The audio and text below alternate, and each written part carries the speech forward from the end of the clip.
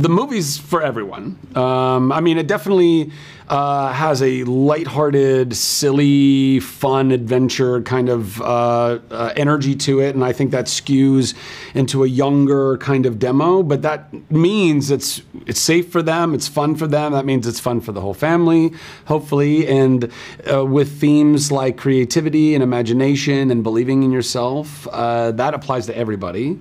So the movie's really for everybody. And listen, yesterday at the screening, my nephews and my sisters got to come, and some friends and their kids, and they had a blast. They really enjoyed the film, and I was so grateful that they did, because you put a lot of work into these things, you know. It was probably about a year of my life, from connecting to the material and signing on to the movie to then actually making the movie, and all of the work that all of the hardworking cast and crew put into all of it, and then for that to finally come together and be released into the wild, and for people to be able to get to it and consume it and enjoy it is a real treasure.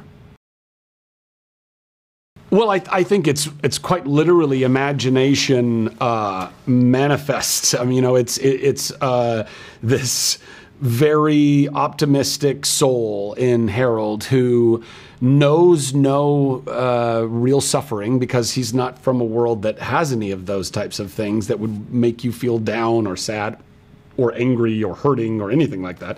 And so he comes into this real world, and he's just boundless optimism and joy and fun. And because of that, he's got no throttle on his imagination and his creativity. Hopefully it is an example of inspiring people to dive into that optimism and that creativity.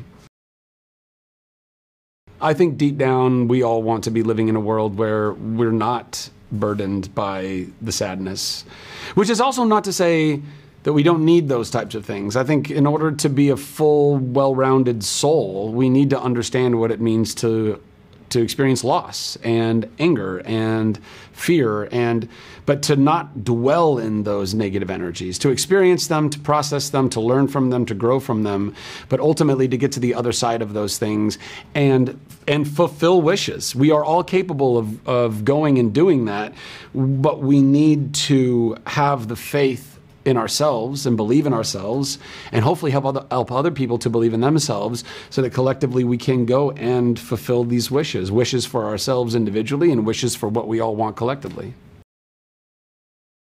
When I read the original script, it was laced with, and it's all really simple kind of fish out of water type of comedy. You know, it's when you take really like where me and Moose and Porcupine are basically aliens from another planet, right?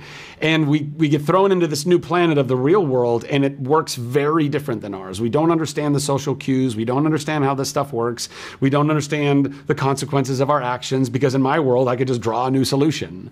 And you can't just do that in the real world, because then it ends up making another problem and another problem and another problem, as we see in the movie. But that lends itself to all of the comedy and the misunderstandings. You know, if somebody says, hey, do you sell Pumas here? And I don't know that Pumas are a brand of shoe. I just think, oh, they want an actual large cat. That's funny, right? In real life, that would also be terrifying. I would make a Pegasus. I would make a horse that could fly, because then I could ride that horse and I could fly that horse. And then, if I could draw any food, any dessert specifically, yes. Probably some ice cream. Some ice cream, but like with some pie, so it's like an a la mode situation. Oh man, I mean, the great thing about an ice cream pie combo is that they kind of all work together. But like, there's almost, well, no, I was gonna say there's almost nothing better than an apple pie with vanilla ice cream. But the truth is, a pumpkin pie with a lot of whipped cream and vanilla ice cream, take me there. I wanna go there.